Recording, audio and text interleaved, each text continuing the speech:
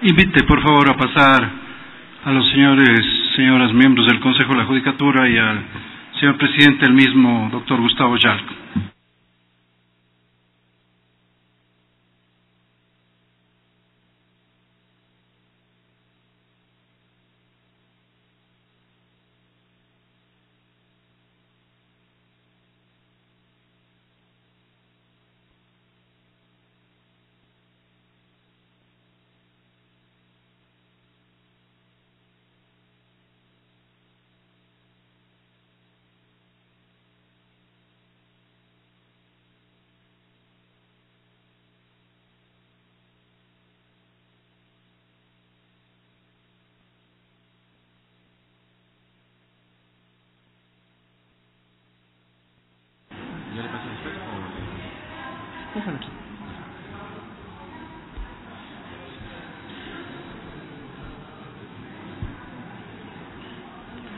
Muy buenos días con todos y con todas, señor presidente de la Asamblea Nacional, señor vicepresidente, señoras y señores miembros del CAL, señoras y señores asambleístas.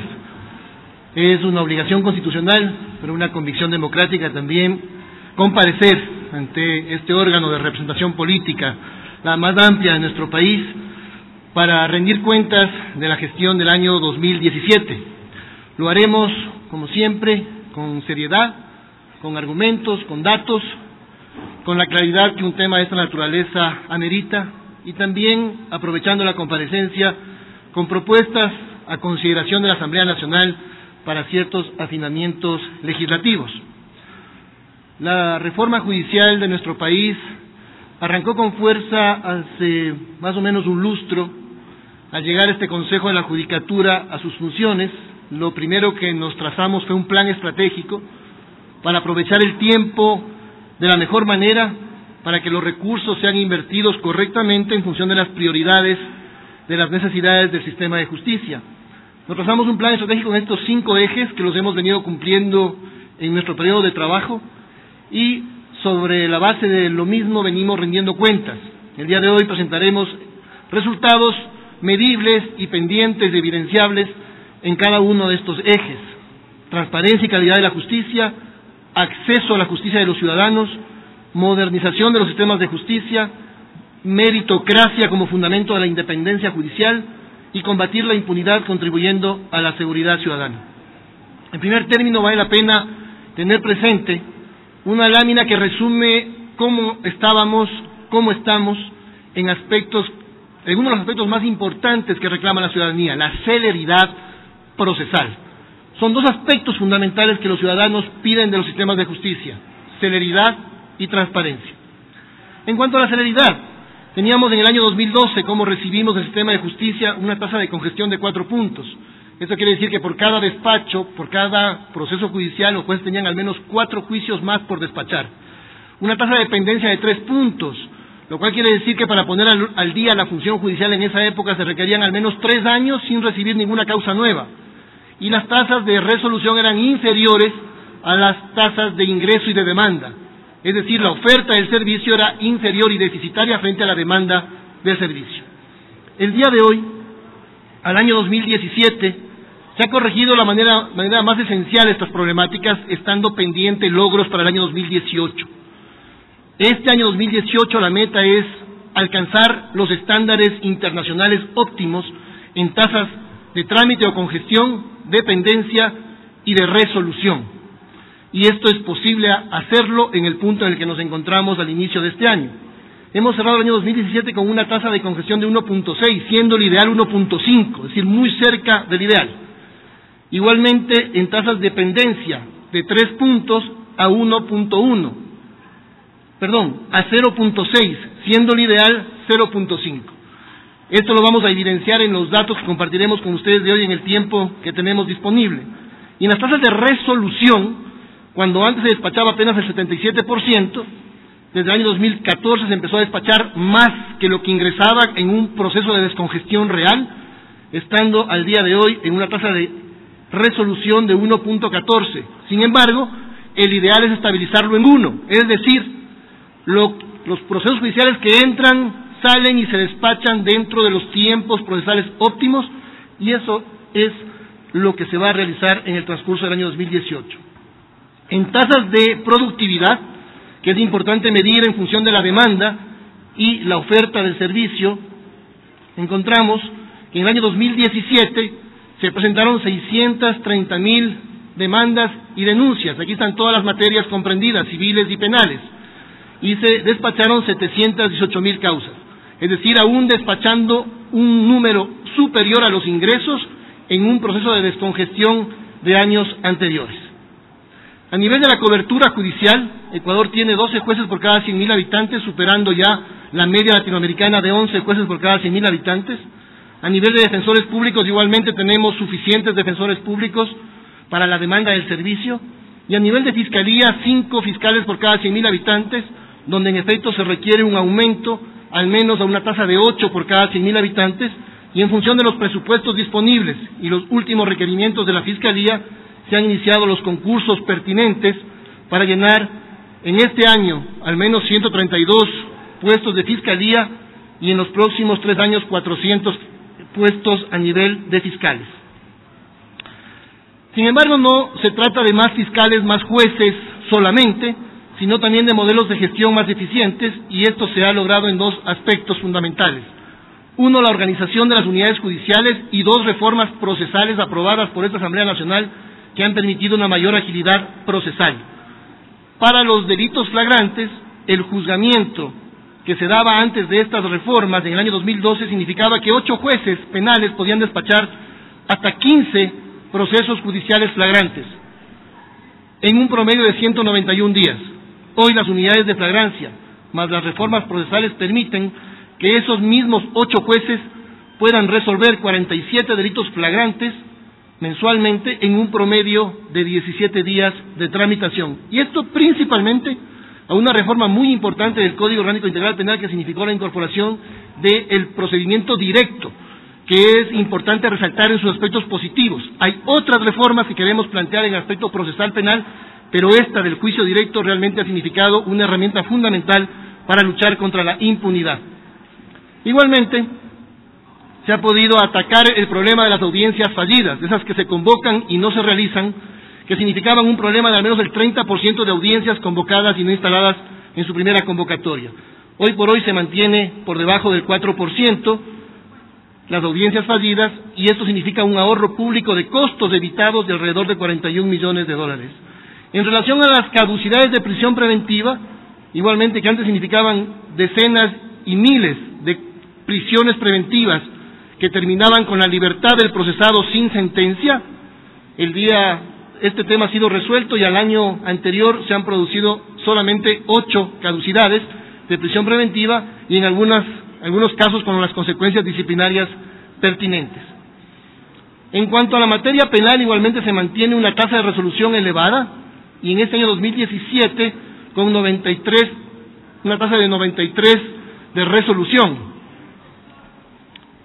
En cuanto a un delito en particular de conmoción social, como son los homicidios, asesinatos, donde había tasas de impunidad extremadamente altas, al año 2012 solamente el 85% llegaba hasta sentencia.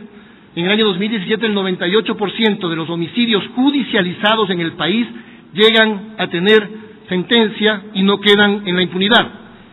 Esto tiene relación también con la tasa de disminución de los homicidios en nuestro país, que tiene una reducción importante desde el año 2010, y que en el año 2016 bajó desde una tasa de 18 homicidios por cada 100,000 habitantes a una tasa de 5 homicidios por cada 100,000 habitantes, y ese también es uno de los efectos importantes, no solo de un trabajo investigativo o policial mucho más efectivo, sino también del nivel de sentencia que se obtiene en los tribunales del Ecuador en los temas de homicidios en particular. En relación a los temas de femicidio, que esta Asamblea tuvo el acierto de tipificar en el Código Orgánico Integral Penal y visibilizar un problema social enorme, los casos que se judicializan tienen un seguimiento procesal específico y estricto que permita llegar en los tiempos oportunos a las sentencias. Previa a la judicialización, hay alrededor de 70 casos todavía en indagación previa, que corresponden a la Fiscalía su avance, que en muchos casos no pueden avanzar porque el femicida se suicidó o porque está prófugo, pero aquellos casos que se judicializan avanzan en tiempos oportunos, con seguimientos estrictos, y que a ese universo de 180 casos judicializados, 111 ya cuentan con sentencias en un promedio de sanción de 27 años de privación de libertad, 30 se encuentran en proceso judicial, 24 en evaluación de juicio y 15 en instrucción fiscal. Estos avances procesales han permitido que la población penitenciaria del Ecuador cambie en su estatus jurídico de antes 70% sin sentencia y solo 30 con sentencia, a 73% con sentencia y 23% de privados de libertad esperando sentencia en tiempos oportunos procesales. Igualmente, más allá de la eficiencia procesal penal que ha involucrado un crecimiento de la población penitenciaria, que significa también lucha efectiva contra la impunidad, implica que la tasa de privados de libertad de Ecuador por cada 100.000 habitantes es de 219 privados de libertad por cada 100.000 habitantes, por debajo del promedio latinoamericano, donde encontramos países como Costa Rica, Uruguay, Panamá o El Salvador con tasas mucho más elevadas de privados de libertad por cada 100.000 habitantes, y por supuesto otros países con menor tasa. En algunos casos será eficiencia procesal, en otros casos podría ser impunidad. En el caso del Ecuador tenemos eficiencia procesal, sin que esto signifique una tasa de privados de libertad por encima del promedio regional. Y lo más importante es que esa población penitenciaria tiene en su gran mayoría sentencia, no existen caducidades de prisión preventiva. También el COIP ha permitido el uso de la tecnología moderna como la videoconferencia, que ha permitido evitar audiencias fallidas y avanzar ágilmente en los procesos penales. 15.797 audiencias se realizaron con el uso de esta tecnología, permitiendo mayor eficiencia procesal y también ahorro público, porque hay muchos operativos de seguridad que se evitan en el traslado de los detenidos. Las infraestructuras son apenas medios, pero fundamentales para servir mejor, y en este año 2017 se inauguraron 86.200 metros cuadrados nuevos de edificaciones para servir mejor a la ciudadanía, uno de los cuales es el edificio Complejo Judicial Norte de Quito, que está en el norte de la capital, y que les invitamos a que lo conozcan. De otros países, poderes judiciales vienen a conocer el modelo de gestión y esta infraestructura que está diseñada para servir a los ciudadanos. No son esas unidades judiciales que se adaptan en una casa vieja, sino que se construyó un edificio moderno para servir a la ciudadanía. Este edificio fue inaugurado en el mes de febrero del año anterior, del año 2017, igualmente en el Cantón El Empalme, una unidad de flagrancia para ese sector de la provincia del Guayas, muy necesitada de esta unidad de flagrancia. Igualmente se inauguró el complejo judicial en el sur de Quito, el complejo judicial Quitumbe. Se inauguró en el año anterior también el complejo judicial de Guaranda en la provincia de Bolívar, y también en la provincia de Bolívar se inauguró una moderna unidad judicial en el Cantón Echandía. Asimismo, en la segunda parte del año, con la presencia del presidente de la República, se inauguró el complejo judicial de la provincia de Napo en el Cantón Tena. Un aspecto procesal que es obligación reportar a la Asamblea Nacional es la aplicación del Código Orgánico General de Procesos en materia no penales. Esta ha sido una herramienta fundamental que entregó la Asamblea Nacional a la función judicial para liberarnos del sistema escrito, engorroso, lleno de incidentaciones, con 80 vías procesales, con una verdadera telaraña judicial, para tener ahora 4 vías procesales específicas en un sistema de justicia oral, no juicio con audiencias, sino justicia en las audiencias con resoluciones, lo cual ha permitido que el juicio ordinario sea 5 veces más rápido. Ese juicio ordinario lento que duraba en promedio 3-4 años, está durando 6 meses en el nuevo sistema oral, 5 veces más rápido. El sistema sumarial, el juicio sumario, 6 veces más rápido en su tramitación actual con el Código Orgánico General de Procesos, con oralidad procesal. El juicio ejecutivo, que duraba en promedio 1 año 11 meses, es 5 veces más rápido, con un promedio de duración de 5 meses, y lo más importante, con el 30% de conciliación, cuando antes en el juicio ejecutivo no se conciliaba nunca, pero gracias a la oralidad procesal y a la agilidad de este proceso, hay 30% de conciliaciones. Y el juicio monitorio con una duración de 5 meses. Por ciertas materias importantes, también vale la pena poner en conocimiento de la Asamblea estos datos. El contencioso tributario que ustedes saben podía durar juicios de 10 años, en promedio 4 años, 5 meses. Hoy por hoy, con el Código Orgánico, los procedimientos tributarios tienen una duración promedial de 5 meses, 11 veces más rápido. Evidentemente, aquí tenemos todavía procesos judiciales del sistema viejo, antiguo, que una normativa que ustedes acaban de aprobar establece que deben terminarse en el lapso de 1 año. Ese objetivo es plausible y posible.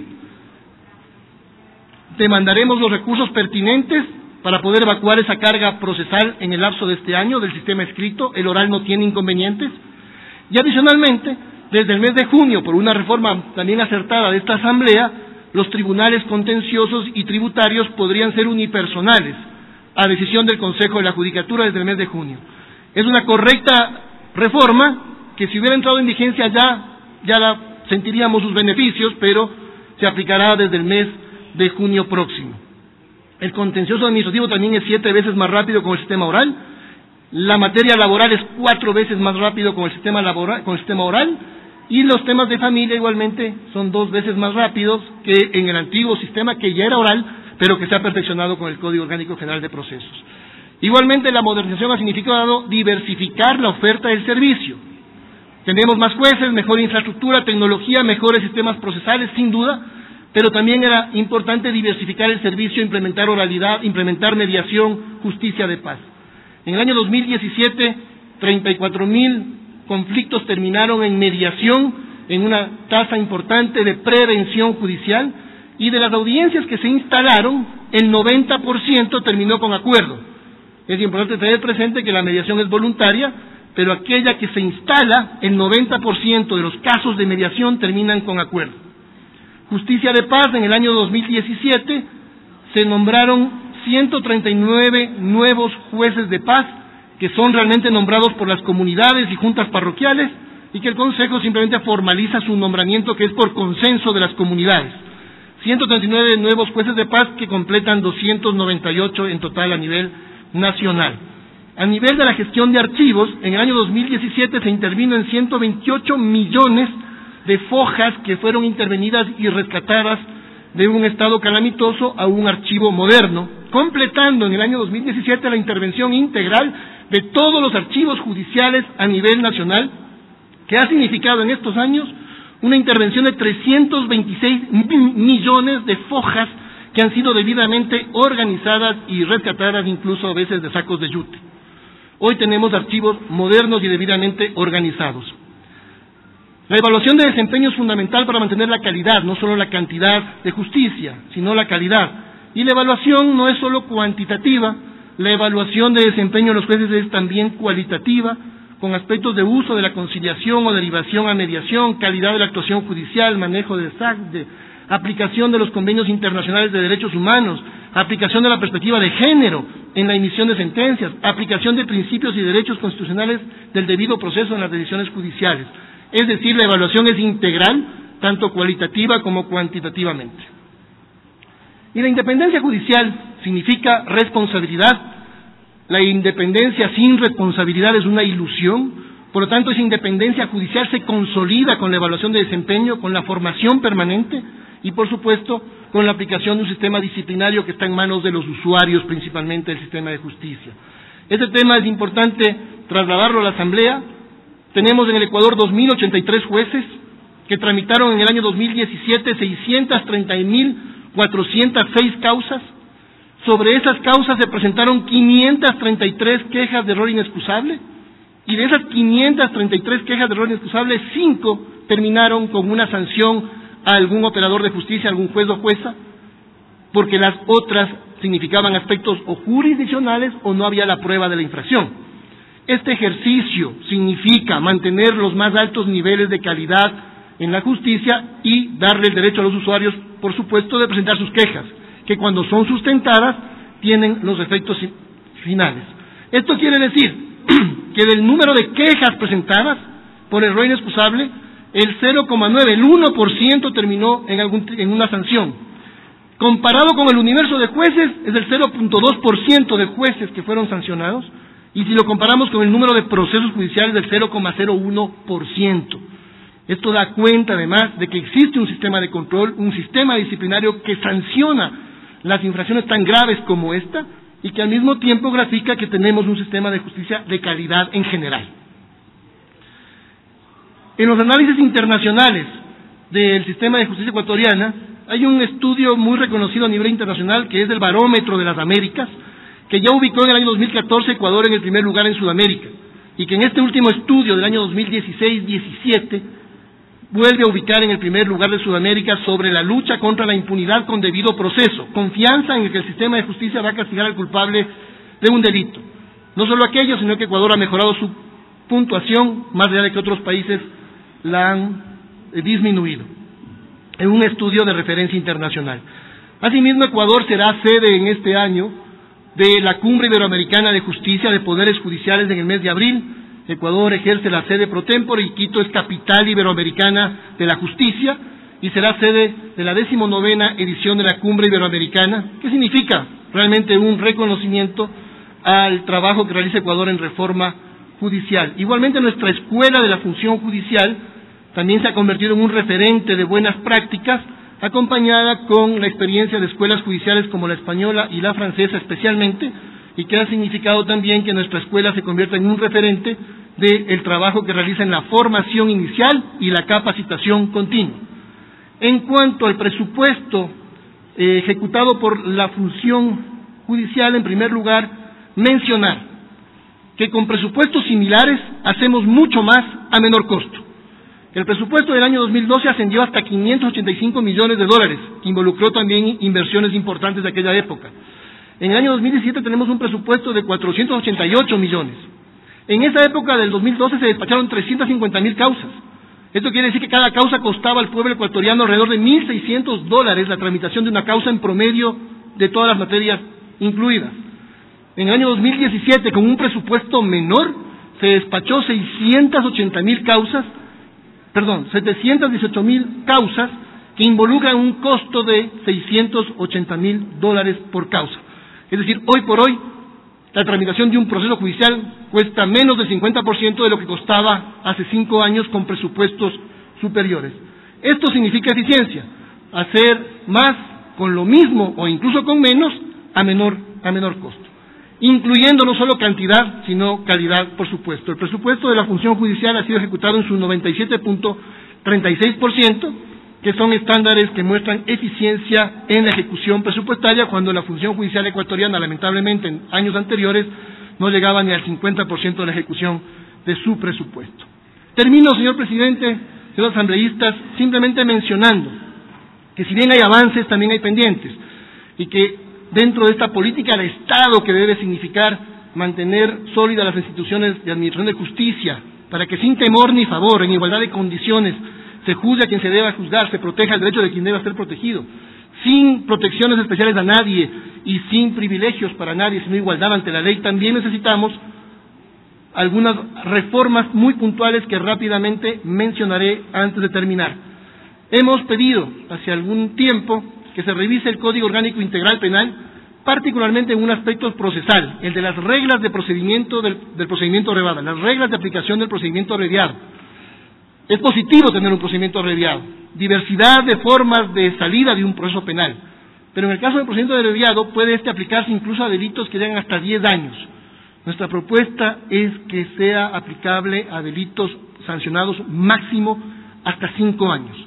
Hay una discrecionalidad que nos parece importante acotar, no eliminar el procedimiento, pero sí establecer un requisito mucho más estricto. Y algo más importante aún, que la rebaja de la pena cuando alguien se acoge al procedimiento abreviado sea lo que el espíritu del legislador siempre tuvo, que esa rebaja sea no mayor al 1/3 de la pena mínima.